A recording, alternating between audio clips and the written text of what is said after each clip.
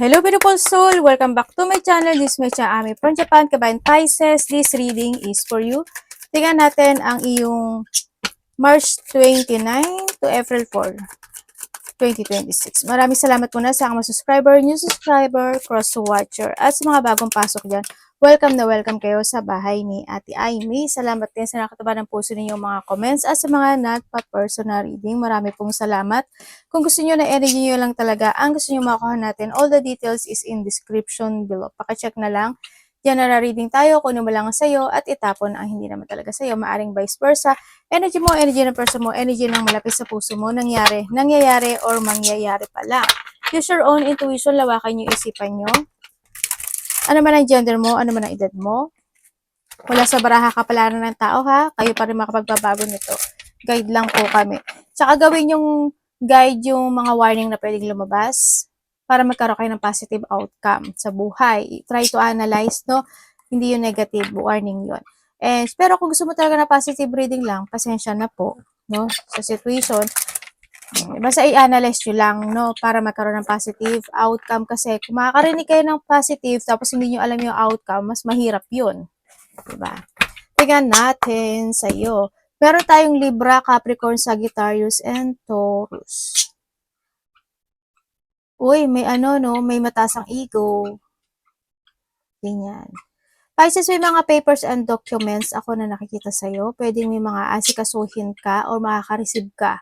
Ganyan. O kung ano mga papers and documents na yan. Pwedeng iba dito is related sa bahay, mga authority. O pwede may kakausapin ka na mataas na tao, no?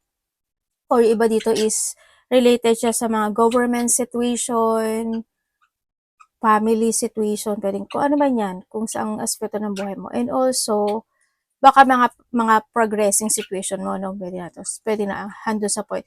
May mga sitwasyon daw na nahatak ka pa ng nakaraan. Mga ganun sitwasyon. Magkakaroon ka ng questioning, quarrel sa isang lalaki at saka isang batang lalaki na mas bata sa'yo, I mean. Yun. Either mas matanda sa'yo itong isa or isa ay mas bata sa'yo. Pwede nga doon sa point na yun. Or pwedeng kung sino man sila sa buhay mo, no? Pwedeng anak mo, kapatid mo, ganyan. And then also is magkakaroon daw ng mga spiritual growth sa iba sa inyo. Kaya mag-trust kayo sa intuition nyo, ha? Ganyan. When it comes sa health issue, okay naman siya. There's a growth naman. There's a healthy situation. Yun nga lang is, kumbaga madali kang mag-heal, no? Yung sitwasyon. Or iba dito is need to heal. Kumbaga, pwedeng ikaw or someone who's connected sa'yo, ganyan, baka healing process siya, mga ganun sitwasyon, ano. And then also is, merong paghihiwalay. Hindi ko alam kung paghihiwalay na yun is ikaw ang hihiwalay o ihiwalay mo yung sarili mo or someone. Or magkakaroon ng mga separation maybe. Sa iba sa inyo is mas pipiliin mo muna mag-isa, ganyan, mag-isolate ka, ganyan. Gusto mo muna na mag-focus muna sa sarili mo. Halimbawa, may nag-aya sa'yo, hindi ka muna sasama, pwede na doon sa point na yun. No, yung iba sa inyo. Mga ganung situation lang. O may paglayo. No? And then also, is meron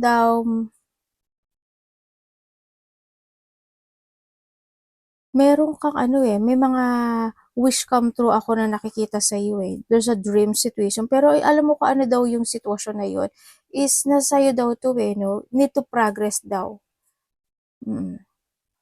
Kailangan mo daw iproseso talaga yung situation na to. When it comes sa love life, siguro nandito yung point. Isa is bago, isa is nakaraan. Pwedeng nandito sa point, sa mga, if this is a relationship, ganyan. Ako, nakikita sa iyo. Tingnan natin. Pagbabalik ng sigla, andito rin yung situation mo, and then also is connection from the past. Ganyan, ako nakikita. At saka may sinasabi siya na na there's a karma situation. Siguro kung may ginawa kang maganda in the past and then you will receive it this time. Kung hindi maganda, ganun din. Parang ganun yung sitwasyon nakikita ko dito. Energy niya.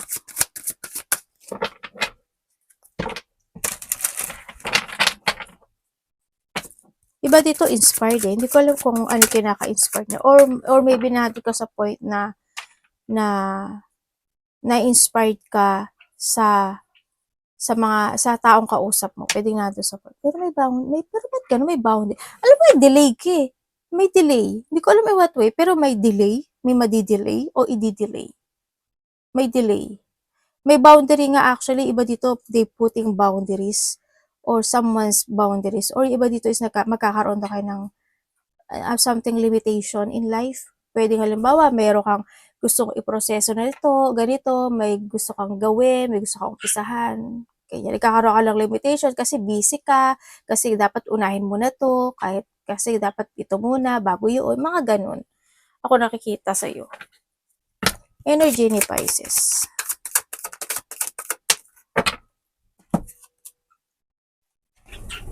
Ay, may ano, munti ko na mahawakan na may blessing yung card Pupo agad. Okay, energy niya.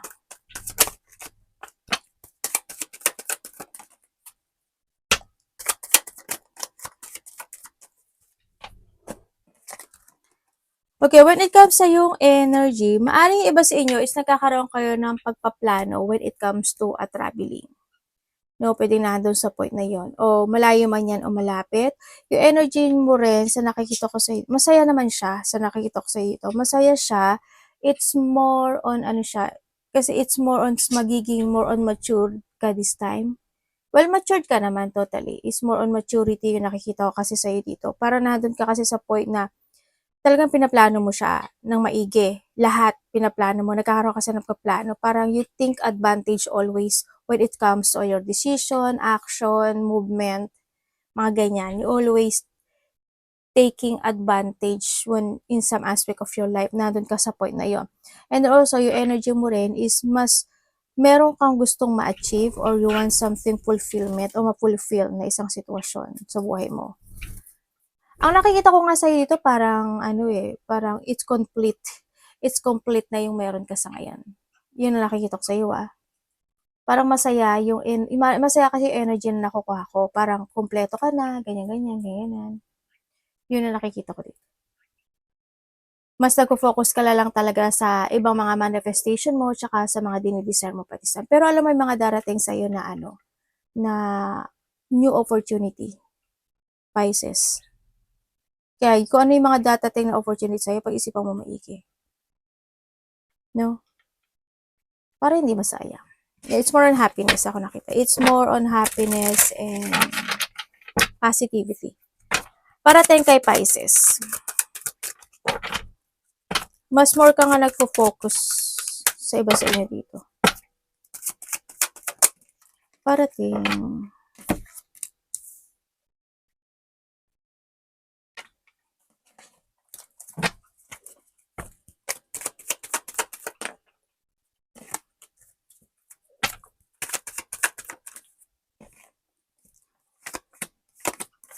ay, ganun, universe. Okay. Night shift kayo. Iba dito, night shift. Magbawi kayo ng tulog o kaya pagising-gising kayo sa gabi, kulang kayong ng tulog, late na kayo natutulog or maaga kayo nagigising. Bawi lang din. Okay, parating sa iyo, magkakaroon ka ng hindi pagkakasundo sa taong malapit sa iyo. Pwedeng kasama sa trabaho, kapatid, basta connected to sa iyo.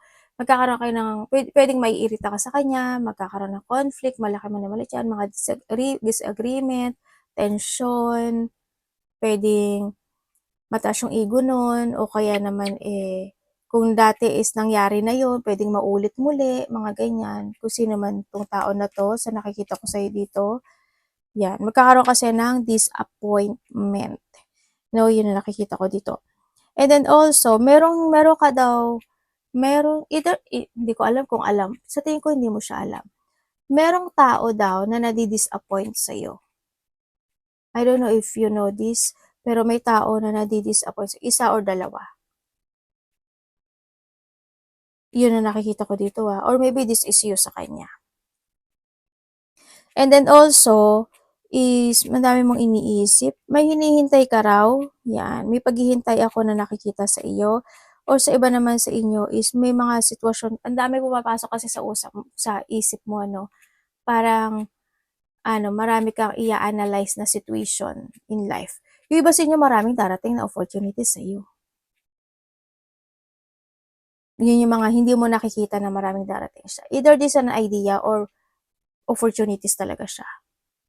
Kaya pwedeng malilito ka sa opportunities na to, no? Kaya pag-isipan mo maigi. Kumbaga, wag ka daw maging impulsive. Kumbaga, hando yung point na you need to trust to your intuition, para daw magkaroon ka ng decision na tama, and be patient to make a choices, ganyan. Para hindi rin siya mag-mess, no? Kaya kung ano mga opportunities na yan, dahan-dahan lang, pag-isipan mo talaga siyang maigi, no? Yun ang nakikita ko sa iyo dito. And then also, ang parating sa iyo is, may mga konting burden situation lang naman ako nakikita. Burden, problem, or struggle, ganyan. May mga pag-uusapan related to territorial, ako nakikita. Sa iba naman sa inyo, may tao talaga na hindi kayo mag-same page, as in. Hindi. As in, hindi. Ay, may ano ka. May magtatapos sa buhay mo. There's a end of a cycle situation. Maglilipat ka ba ng trabaho? Or maybe kung may trabaho ka na, maybe na doon sa point na nag-iisip ka pa ng isa pang pagkakapirahan, pwedeng na doon sa point na yon. Yun ang nakikita ko dito. Yung iba dito, travel, pero parang hindi naman natutuloy. Parang pinag-iisipan pa. Ang daming offer sa'yo, as in. Ang daming offer sa'yo. Parating din sa'yo is, there's an end of a cycle situation. Ako nakikita, magkakaroon ng transformation. May paglipat eh. Hindi ko alam imatway kung lilipat ka ba ng place, trabaho, tirahan, section 1, section 2, section 3, o kaya pa umaga, pang tanghali, pang gabi. Pwede na doon sa point na yun, may paglipat. May paglipat na mangyayari sa iyo. Ako nakikita sa iyo dito. May lalaki makikipag-usap sa iyo oh. May nakita akong lalaki, makipag-usap daw sa iyo. Pwede itong lalaki na to, hindi naman talaga siya hindi mo naman talaga siya, parang hindi siya ganun masalita, maybe, tapos bigla siya magsasalita sa iyo. Pero nandun sa point, lalaki siya. Parang hindi naman siya ganun kasi ka-active in the mga nakaraan, ganyan. Tapos bigla siya magsasalita. Pwedeng may tao rin na magpapayo sa'yo. Or ikaw ang magpapayo. Tingnan natin na iyong love, kapatid, anak, magulang, karelasyon, kaibigan, pamilya, sino man itong love mo, Pisces in love. Habaan mo lang yung pasensya mo dito, ha? Ay! Ano ba yan? Sorry, nabigla ba kayo? Ang dami naman kasi. Kasi ang laki ng bara. Tiyan mo naman, di ba? Laki-laki ng agwat. Ay, ang laki-laki ng... Agwat ba tawag dyan? Ang laki-laki ng... Agwat nga. Love ni Pisces. Love ni Pisces. Wow! Meron kang King of Wands and the Emperor. Nolo, dalawa. Tingnan nga natin.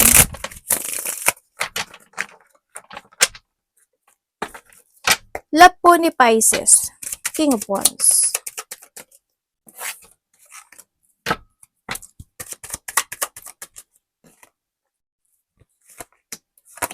Ay, tingnan natin. Sa single po. Love ni Pisces. Love po ni Pisces. Teka lang. Ay, ba't ang lungkot? Love ni Pisces. Show me.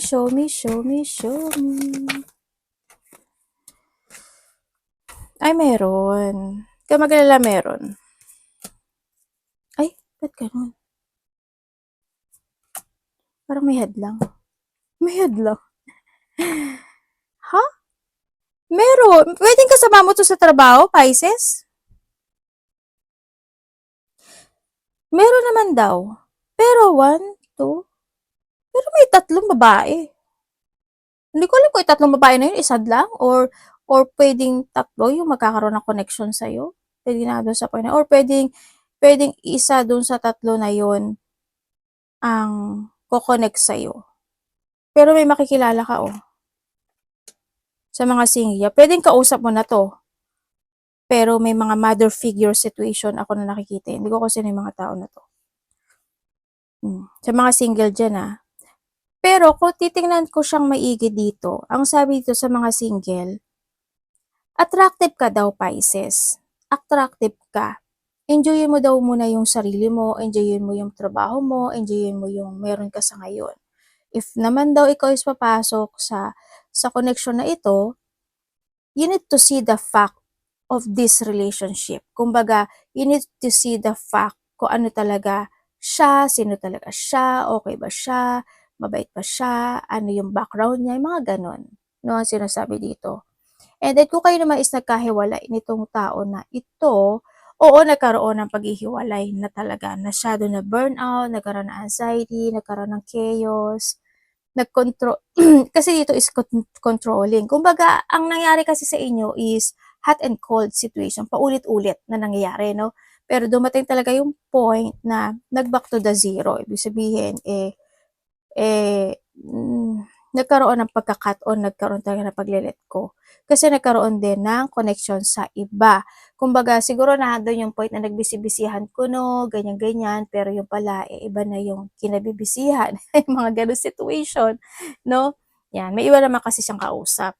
Kung kayo naman is may third party relationship nitong tao na ito,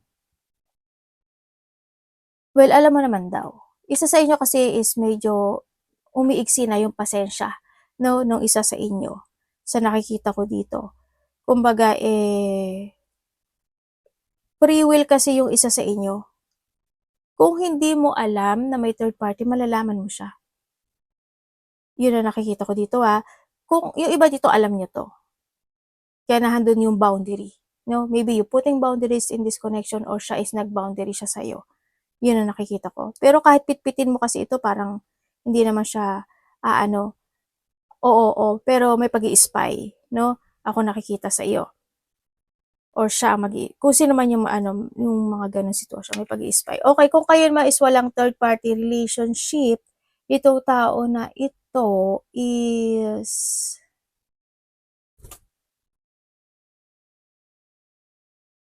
mahal ka ba niya?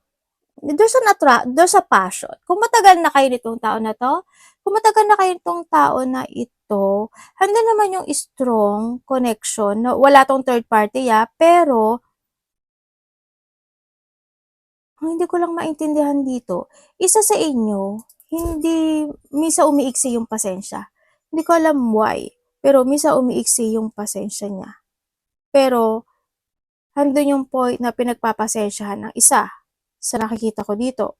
They putting effort and hard work when it come in this connection, handun naman yung kayang-kaya niyang ipagtanggol, kanya ipaglaban yung connection na ito. They value this person or you value this person. Kumbaga, nagkakaroon ng suportahan and they giving both of you ng advice, sa isa't isa dito sa connection na ito. Ang nakikita ko lang sa inyo is isa sa inyo magkakasakit. Or maybe ikaw magkakasakit, Pisces. Basta may sakit ako nakikita. Ingatan nyo yung sarili nyo, ha? Ako nakikita sa inyo dito. Kung kinakailangan, damihan nyo yung pagkain ng mga vegetable, fruits, dan sa mga meat, gawin nyo. Mas okay siya. Para mas healthy tayo. Healthy kayo, no? Yon ang nakikita ko dito. Tingnan natin ang iyong money. Money ni Pisces.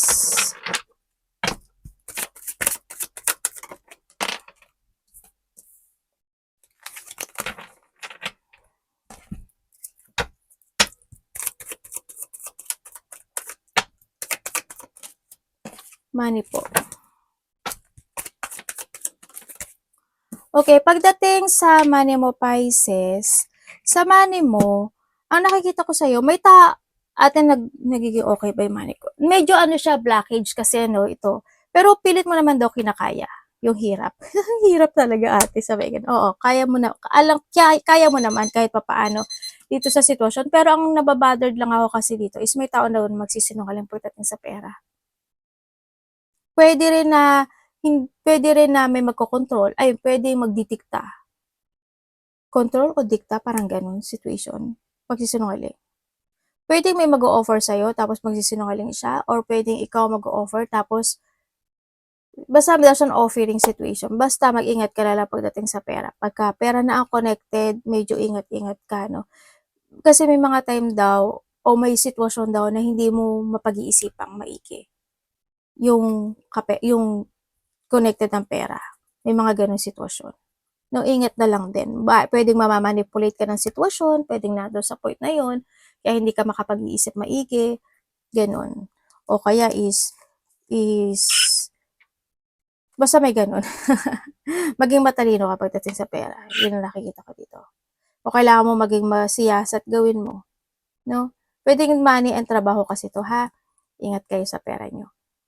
Arigatou namaste, God bless.